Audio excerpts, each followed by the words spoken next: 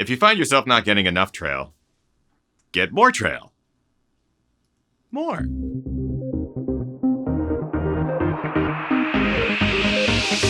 Ginger Runner. What is up, everybody? Ethan Newberry, the Ginger Runner, here for another Ginger Runner review. Today's review is going to come to us from a company some of you might have heard of, New Balance. We're talking about the New Balance Fresh Foam More Trail. It's a big shoe. Before we dive in and start talking about the Fresh Foam More Trail, I have to point out that this was provided for review by Running Warehouse. I can say whatever I want about it. I always do. Things I like and dislike, today's no exception. So let's dive in. So the Fresh Foam More Trail is an expected and yet interesting move by New Balance. Their wildly popular Fresh Foam Road series finally has some trail counterparts to get excited about. The Fresh Foam More Trail is one of them. You might remember my review of the Fresh Foam 1080 version 10. Just so you know, I'm going to be saying Fresh Foam probably 8,000 times during this review.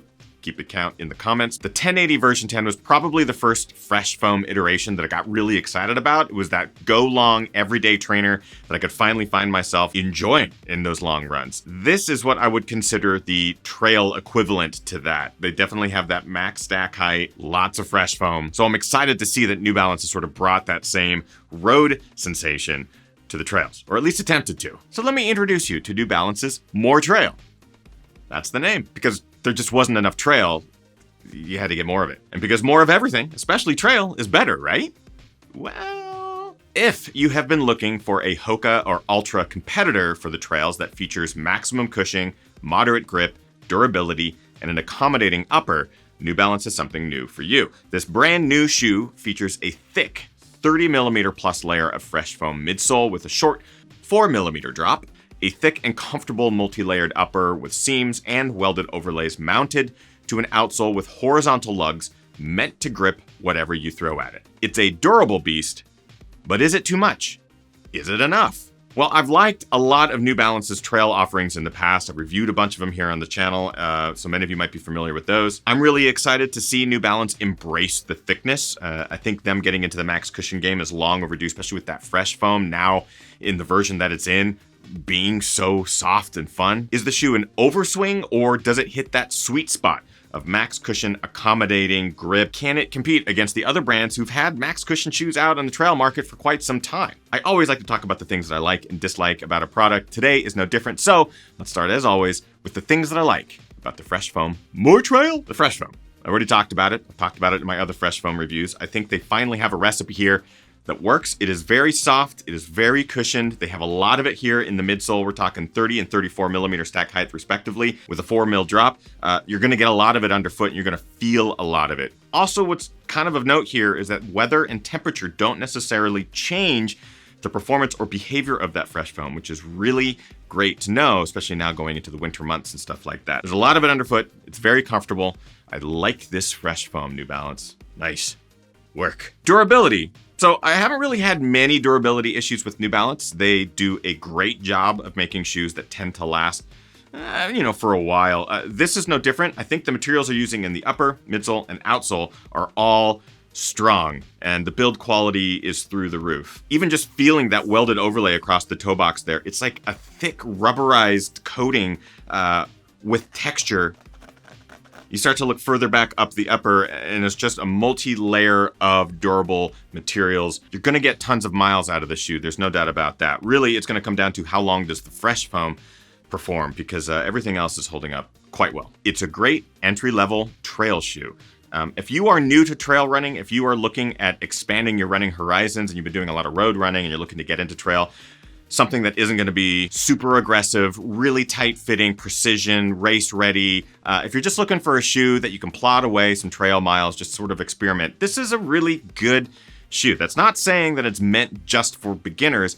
I think it's more designed for people who maybe just aren't used to running on trails, want something a little bit more cushioned, something that they can go on long runs on that might be a bit of mixed surface as well. It holds up well. It is an accommodating upper for those with varying foot sizes and shapes. There is a lot of midsole. It has a bit of heft to it. Overall, I think this is one of those shoes that if you are new to trail running or you're looking to just go long, it could be one of your options. That being said, it's not all Tamagotchis and kudos bars. There are a couple of things that I dislike about the New Balance More Trail version 1. Let's get to those now. Balance. So not since the Hoka One One Speed Goat version 1 have I felt a shoe with this much imbalance, and again, this is going to be probably user dependent, but I really felt that this shoe wanted to lean towards the lateral side of the foot. The cushioning really wants to collapse on the outside of the shoe. I felt like my feet were rolling outwards as I was standing still or just running in this shoe. There just seems to be more volume, more weight here through the medial side. It's an imbalance issue. And when I was running in the Speedgoats, the problem was that I just felt like my feet were rolling out, and I haven't really felt that in a shoe since then. This guy's got it. And unfortunately, it's not the best of sensations on the trail when you're just trying to keep balance, especially through technical stuff as is. So I found myself, especially on longer, straighter miles, that my feet wanted to just sort of strike on the outside, roll through that foot gate. And with a dominant heel cup, with a lot of extra weight leaning towards the outside, the balance was a bit of an issue for me. Fit. So I did mention that this shoe is extremely accommodating. It is. So those of you with varying foot shapes, whether it's a wide forefoot or kind of a thicker midfoot, you're going to have a better option with fit here. For those who are looking for a more precision fit or race-ready fit, or just want to go through technical terrain without any sort of sliding issues or tie-down issues, you're going to have an issue in this shoe because I haven't really been able to dial in the fit that great. I think it is because it is so accommodating, because it is a bigger shoe, you're just not going to get that great fit that I've come to know in other trail shoes. Even some of the New Balance offerings that are more minimal or more reduced, I was able to get a better fit than I was in the More Trail. So more upper, more volume, more fit issues. Grip. And I apologize for showing you the mud on the bottom of my shoes. We just got back from a muddy run. The lugs being horizontally oriented, I found myself really sliding laterally in the shoe when stepping on any sort of slippery or wet surface. So if we're talking roots or rocks that have any sort of moisture or coating on them from like algae or something, you're going to go sideways in this shoe because the lugs have a lot of horizontal forward-backward grip, but not a lot of lateral grip just because of their longitudinalness. The rubber itself is fine. I think it's just more of a shape issue. If you are running on dry or buffed out trails, I don't think you're gonna run into that much of an issue. If you're running on multi-surfaces from gravel, dirt, even some road, I also don't think you're gonna have much of an issue. It's where you start getting into the inclement weather, where this grip doesn't help. And finally, my last dislike is really its price. At $165, that puts this shoe in a realm with some pretty hardy competitors. Hoka's Evo Mafate 2, for example, is their top priced trail running shoe, so everything else in their trail lineup is well below that. The Ultra Olympus, you're really competing against a whole different variety of shoes. So for what I would sort of consider like a beginner or entry-level long-distance shoe from New Balance with a lot of fresh foam, that is a high price point to pay. I imagine it will go on sale eventually, and New Balance also offers more affordable fresh foam trail offerings. The Hierro is an example that I will be getting to in a review in a couple of weeks here, but the price point of this, $165, is high.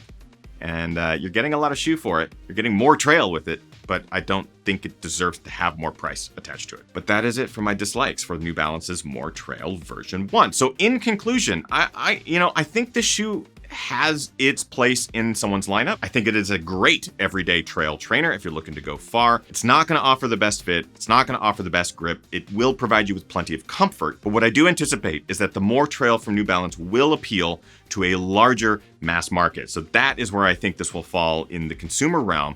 It's just going to be a very popular trail shoe for people who may be looking to just do some hiking or long distance trail running, who maybe aren't looking at very specific offerings from brands. They just want something that's going to work and work well. You're going to find this available in all sorts of marketplaces, brick and mortar and online. I would sort of consider this a cross between the Ultra Olympus and the Hoka Stinson. It's a workhorse that does do a lot well, but nothing specifically great. And some people might want exactly that, but I don't know if it's going to be at this price point. So that is it. But let's get a little bit more specific. Talking about build quality, as I mentioned, the shoe is built, it's really built like a tank. The materials are holding up very, very well, very durable, lots of fresh foam, bounce, and cushion still there. So overall, the build quality, the materials are fantastic. Comfort, as I mentioned, fresh foam is great. It's super soft, it's resilient, it does give you a lot of that pillowy softness underfoot. So as far as comfort is concerned, it is quite good. But my next criterion, fit, is where the shoe sort of becomes an issue. I think the fit of the upper is accommodating for those with oddly shaped feet or feet that need a little bit of variance. When you're looking for that precision fit, better tie down, you're just not going to get it in this shoe. Price at $165, I just mentioned how I think that price point is a bit high for what you're getting here. And finally, looks. I don't think it's an unattractive shoe. This is my least favorite color in the whole scheme. I think if it just had this dark gray sort of blend throughout, I don't mind the sort of burnt umber orange, the teal highlights and that dark gray. I think it's kind of cool. I don't know. It looks a little too white, which just inevitably gets dirty. That's me just getting super nitpicky, but some of the New Balance offerings on trail right now do have some pretty good looks. I think they're working on it, and that's a good thing. I've always liked the way New Balance has looked, for the most part. Those dad boys, though, I don't know. Bringing us to our final criteria. Is the New Balance More Trail a buy, try, or a why? In its simplest form, it's a try. If you are new to trail running, if you're looking for something to go long that's cushioned underfoot, that will adapt to a variety of surfaces, but maybe not necessarily weather, this is the shoe to try. But there's so many other trail shoes out there that I would also recommend you try in comparison to the More Trail, that I would highly encourage you to do that too. And of course, keep your eye open for my review of the New Balance Hierro Trail. That one will be dropping here very, very soon. Just got to get some more miles in it, and a bunch of other shoes coming as well. If you would like to get a pair of the New Balance More Trail for yourself or find out more information, I have links in the description that will take you over to Running Warehouse. They are affiliate links. They cost you nothing. They do help the channel out. So consider helping the channel out just by clicking those links. Same with the Amazon affiliate links with all the gear and stuff like that we use down below. Helps us out. We appreciate that. And that, my friends, is it for today's review. I hope you enjoyed it. If you did, make sure you like, favorite, and subscribe to the channel. Make sure you click the notification bell to be notified every time a new upload or live stream happens here on the channel. Social media links and all that additional bonus goodie at the bottom there, patreon.com/thegingerrunner. That is how we keep the lights on, the mic's hot here. That is basically how we make a living. Consider joining the crew over at patreon.com. We are doing live streams every single day. You are missing out on some incredible live streams. It's a show that we call Daily Brew, so every day we go live over a cup of coffee or a beer. You're missing stuff like this. Did I scare you? That made me mad.